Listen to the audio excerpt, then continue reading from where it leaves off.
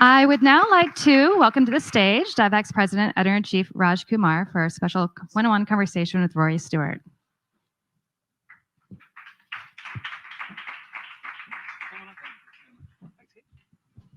All right, I'm back. Since the last time I was on stage, I got stuck in an elevator, and then I got stuck on a street corner like many of you with barricades and police, but we made it, and I'm so glad because this is a conversation I really wanted to have. Rory Stewart needs no introduction with this audience. You've been on Devex stages before. You, of course, were a Secretary of State for International Development in the UK. You stood for Prime Minister. You're currently the president of GiveDirectly, which we'll talk a bit about. You also, maybe not everybody knows, you are the co-host of the country's most popular podcast, the UK's most popular podcast called The Rest is Politics. Totally worth a listen. And you just wrote a book, which is out now. It's called How Not to Be a Politician.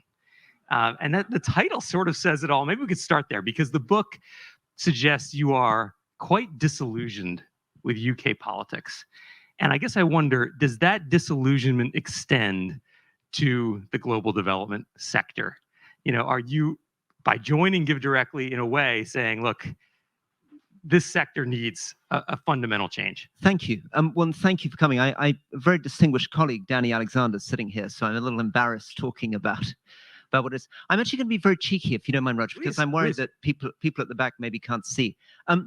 So I do feel that there is a direct connection between the problems in our politics and the problems in our international development. And I think what combines it is that we are centralized and patronizing and distant, both in our national politics and in our international development. And for me, I went through a double stage in international development. I began by noticing that a lot of our programs in DFID, now FCDO, were really not that good. I was frequently horrified by what I saw on the ground, and horrified often by the fact that what looked really good on a grant proposal, what seemed fantastic in a strategic plan, what seemed great on paper, when I arrived on the ground was a bit underwhelming. Let me give you a very brief example. And I remember early on in my time being presented a wonderful strategy on doing water and sanitation for girls in schools in Zambia.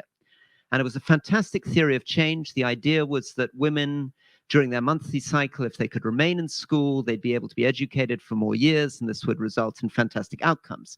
And we had a budget of $40,000 per school. I then drive 2.5 hours outside Lusaka to see one of these programs.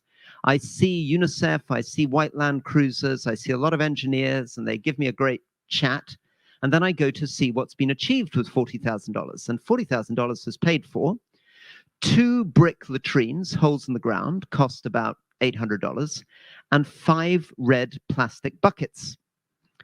Right? And I said, what's with the red plastic buckets? And they said, well, we did a needs assessment, we consulted, we looked at the engineering challenges, and we decided it was more sustainable for the girls to take the buckets to the well 300 yards away, and then they can use the soap and water to wash their hands. And I said, why didn't you just give the $2,000 to the head teacher? We could have done 20 times as many schools. And the answer was, well, he might have stolen the money, right? Now, I'm hesitating from saying we stole the money, right? We stole $38,000 out of $40,000. So I think that my great breakthrough was beginning by thinking that the problem was we didn't know enough. So I began on a very aggressive localization agenda, really pushing for people who spoke local languages, who were deeper in the field, who were closer to communities. But with GiveDirectly, I've made the final breakthrough to realize that instead of wasting an enormous amount of money consulting people, listening to them, assessing them, and then telling them what they need, we just give them unconditional cash and let them address their own needs directly. I'm going to join you on our feet. Let's stand up. Let's stand up. Okay, so GiveDirectly has this very evangelical edge to it, right? As you can hear. And I'm a believer to a degree. I've seen some of the work, and it is impressive. But I guess the question is, how truly transformative can it be? I mean, you have critics like Lant Pritchett who say, these cash transfers aren't going to build a road. You, in the end, need the infrastructure. You need a hospital for someone who gets the GiveDirectly transfer to go to. So don't we need to also reform the traditional aid sector too? And is that part of what you're trying to do at GiveDirectly? Or are you saying, forget the traditional aid sector. We're going our own way. Yeah. So I mean, I'm a friend of Lant. I admire Lant Pritchett, but there is a slight rhetorical trick here, which is applied to cash, which wouldn't be applied to other things, right? I mean, you could say the same to, Bill Gates' vaccination program. That's not going to build a road. Or you could say to somebody doing a nutrition program, how does that build a school, right? So clearly, public services, public infrastructure at large scale, roads, dams, a big public school infrastructure needs to be built by government. But I would argue that we're looking at this the wrong way up. Most of the infrastructure needs that countries require can be met by loans from the World Bank, loans from development banks, loans from governments like the Chinese, who are loaning a lot of money. But if you're looking at what to do with traditional development grant assistance for the extreme poor, if you really want to address multidimensional poverty, and I mean not narrow things like malaria, which is very important, right? But multidimensional poverty, really empowering people to address their own needs, I cannot see anything which is as powerful as cash. And it's not simply that there have been over 300 randomized control trials demonstrating over 3, 6, 9, 12 years that cash is outperforming almost every other comparable development intervention, right? It's outperforming nutrition programs and delivering nutrition. It's outperforming youth business programs and delivering youth business. It's outperforming education enrollment programs and education enrollment. It's not just that. There is a moral component to this. In an age that is rightly worried about aid being colonizing, about patronizing, about the history of aid, this is essentially saying the individual in a remote community knows more, cares more, can do more than the distant official. This is about giving freedom to people. It's about giving dignity to people. If you were back, please applaud. If you were back as Secretary of State and you could magically decide entirely on your own the budget for UK grant assistance, would it go 100% to GiveDirectly? What would not just GiveDirectly, but to cash transfers. I mean, not to give directly. I mean, to be clear, I'm trying to make the argument here for cash transfers. I'm trying to make the argument for thinking not just about traditional social safety nets, but the power of large one-time, large lump sum cash transfers.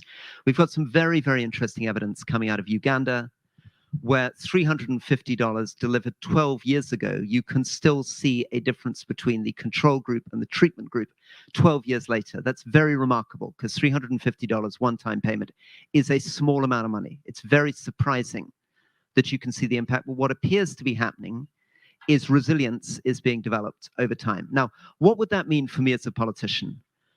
I think that I would begin, if I was Samantha Power or if I was Andrew Mitchell, saying, let's try to do something at a much larger scale. The challenge so far is that cash transfers have been done at sub-district scales, but we don't know what happens when it's done at a national scale. I would like to see one of these government donors say, let's put in, for the sake of argument, $200 million a year over 10 years into a country like Rwanda or Malawi, right, a smaller population, and let's see what impact we have on the poverty rate. Now, to put it in context, 17 years and nearly $17 billion has been spent in Malawi, and the poverty rate over the last 17 years has gone from about 70.6% to about 70%, right?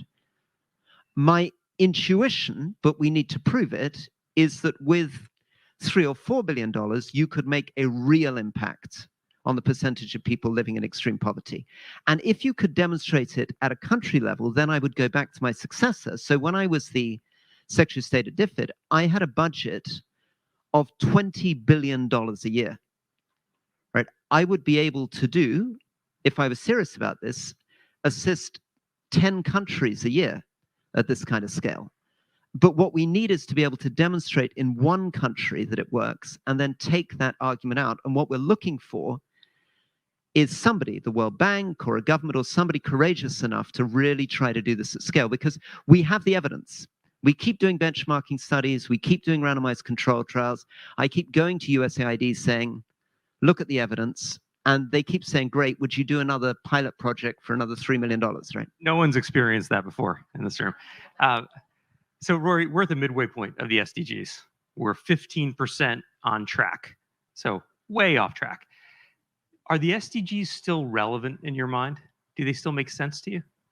I think they are incredibly powerful. I think they are actually, the more I look at them, the more I think about them, the more I think about not just the problems in the global south. If I think about the problems in my own country, the problems in the United Kingdom, it would be very difficult to come up with a better definition of what we should be doing in the United Kingdom. Right? Those are very powerful, very thoughtful insights into the direction in which we should be taking all of our societies. But it's also true that we are a very, very, very long way behind. I mean, we're living in a world in which my former colleague Steven Pinker still convinced half the world that everything is miraculously getting better on its own and we don't need to do anything, right? That the reality of the world is that we had 170 million people living in extreme poverty in sub-Saharan Africa in 1980, and we have 470 million people living in extreme poverty in sub-Saharan Africa today. That is not a success. That's not beginning to be a success. And we've got to get out of just thinking in percentage points. Every one of those is a living human being not able to meet their basic needs. Which is one of the beauties, please. One of the beauties of GiveDirectly's website, I don't know if you still have that anymore, but there was this gdlive.com website, which is worth looking at, where you actually would ask the recipients of those cash transfers, what did you do with the money? And it was very unexpected things, not the sort of things donors might necessarily say they were writing a check for. But I read it and saw a young man who said, well, I got a new outfit because I needed it to go to work. And someone else said, I fixed up the floor of my home because it was falling apart. And, basic things, real life things that people need, and not designed certainly in a conference room. It's a very interesting thing, this, isn't it? Because, of course, many people are making very productive investments. I mean, and one of the things we're learning is that the thing that we all grew up with, which is give someone a fish they eat for a day, teach them to fish they eat for a lifetime, turns out to be mistaken. Many of the villages we work in, either they already know how to fish and just don't have the money for a fishing hook, or they don't want to fish, they want to open a bakery, right? And yet we're still there turning up, trying to teach everybody how to fish at huge expense, right? But the other thing is that along with the investments, and this is why we need to be serious about what addressing extreme poverty means. I had an economist come with me to visit a project on the Rwanda-Burundi border, and he found an old woman, maybe she was, I guess, in her early 70s, living in a building without a formal roof, with one possession, which was a cooking pot, 3 grandchildren she was looking after who were not in school. And he was embarrassed because he told her that she spent $2 of the money she received on getting a mattress. And he said, is that a productive investment? Can you prove that the mattress is a productive investment? And I'm thinking, wait a second, do you sleep on the floor? Right? Are you saying a 72-year-old woman should be sleeping on the floor? I mean, what is the point of lifting somebody out of poverty if they don't have the freedom to get a mattress? It's a great question. We talked a bit about DFID already, and I know it's now FCDO, but tell us what you think is the current state of the department you used to run. We've done a lot of coverage of it on Devex. It seems morale is quite low. Obviously, budget has gone down quite a bit. But how do you describe the current state of DFID? I think it's very sad. I mean, when I was the Africa minister in DFID, before I became Secretary of State, my bilateral budget for Africa was over £4 billion a year, $5 billion a year. My multilateral budget for Africa was about the same. We're spending about $10 billion a year or more in Africa. Last year, as far as we can tell, because the British government is now not being very transparent with its accounts, it spent about 500 million in sub-Saharan Africa. That is an eighth of what I was spending in 2019. That is a very, very dramatic fall. And remember, Sweden is cutting its budget. Norway is reducing its budget. I'm very worried about what's going to happen to USAID's humanitarian spend next year. We are in a very difficult context. And look, I want to pay tribute to Andrew Mitchell. I think Andrew Mitchell is somebody who, he's again, running the development department for Britain. He was somebody who deeply believed in international development, but he has been handed a very difficult hand We are living in a populist, isolationist age. There is very little interest from citizens in putting more money into international development. And to my horror, the Labour government, which was previously committed to restoring the 0.7% and creating again the independent department, is now drifting away from that commitment. Now, given that they are certainly going to win the next election, I mean, you know, this is not me as a kind of a prophet. I can assure you the chance of Rishi Sunak winning the next election is vanishingly small. It is incredibly important that all of you in this room write immediately to Keir Starmer and say, restore that budget to 0.7%. And what should the current government, the future government, do about this issue of using aid dollars for hotel bills, housing refugees, many Ukrainian refugees and others who certainly are in need inside the UK? I think last year it amounted to 29% of total overseas development assistance. We have, I don't know if he's here right now, but the chairman of the Development Assistance Committee, the OECD here, has caused a bit of a debate as to whether it should count. And now it's a live political issue inside the current government. How should it be handled? Look, we have to keep discipline here. The point of our international development budgets should be primarily directed towards the extreme poor. And by the extreme poor, we mean the 750 million people in the world who are living on $2.15 a day. And beyond that, the nearly 50% of the global population that's living on less than $6 a day. This money is not intended to be looking after people inside the United Kingdom, because the cost of looking after someone in the United Kingdom is at least 100 times larger. You can, by definition, help 1/100th of the number of people if you start putting the money into the United Kingdom. We must not be doing this. The OECD should not be counting this. This is a travesty. Now, I'm not saying that the British government does not have a moral obligation towards refugees. We do. We should be taking asylum seekers. We should be generous. We should be fulfilling our moral obligations towards them, but not doing so at the expense of people who are living on the edge of starvation. You just wrote a book called How Not to Be a Politician. So this, my last question, might be a bit strange, but you've written that book, but you then moved back to the UK. You are changing your title from president to senior advisor. Is there a role for you in British politics going forward? You've said, I've heard you on your podcast saying, you know, the Tories have drifted so far to the right, there really isn't a path for you there. Could you be tempted to join Labour? We're really looking for the Devex revelation here. That's right. I think I'm at the moment in my politics an independent. I think that these old political parties are sclerotic. They're dying. Our entire constitutional system needs a shake-up. We need to get rid of first past the post. We need to devolve power down to local communities. I want to see more direct, unconditional cash transfer in the United Kingdom, as well as in the developing world. We need to take power away from people like me. We need to give it away. This whole book, and thank you for mentioning it, I encourage you to buy it, How Not to Be a Politician, essentially is an argument against power being centralized in the hands of people like me. And I think it's an argument for what goes wrong when you try to run a 19th century Victorian system that we have here in the United States as well, of amateur men, and it's mostly men, claiming to represent people that they do not adequately represent. So I don't want at the moment to stand for any of these parties. I don't want to stand for election in the next parliament.